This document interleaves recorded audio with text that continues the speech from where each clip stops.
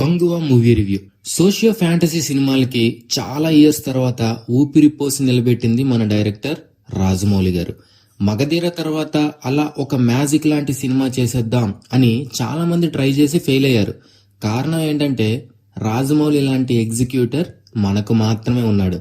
కంగువ కూడా అలాంటి ప్రయత్నమే. సినిమా పక్కాగా యావరేజ్, చాలా తక్కువ సేవింగ్ ఫ్యాక్టర్స్ ఉన్నాయి. ఎప్పుడైతే సినిమా బోర్ కొట్టడం మొదలు పెడుతుందో అప్పుడే స్క్రీన్ నుంచి డిస్కనెక్ట్ అయిపోతాం మనం. సూర్య, దేవిశ్రీ ప్రసాద్ ఇలా కొన్ని హై ఫ్యాక్టర్స్ ఉన్నాయి సినిమాకి. పునర్జన్మలు, యుద్ధాలు, గ్రాఫిక్స్, భారీ ఖర్చులు ఇవన్నీ ఉంటే సరిపోదు కదా. ఈ అన్నింటినీ బలమైన స్క్రిప్ట్ మీద ల్యాండ్ చేయాలి. అప్పుడే కథ సినిమాని మొయ్యగలుగుతుంది. అదే స్క్రిప్ట్ సన్నటి థ్రెడ్లా ఉంటే ఉత్తినే కూలిపోతుంది. సూర్య అద్భుతమైన నటుడు, కాకపోతే ఒక్కడే సినిమా మొత్తాన్ని ఎంతకని మోస్తాడు. కొన్ని బ్లాక్స్ బాగున్నాయి. దేవిశ్రీ ప్రసాద్ చాలా ఫేవర్ చేశాడు సినిమాకి.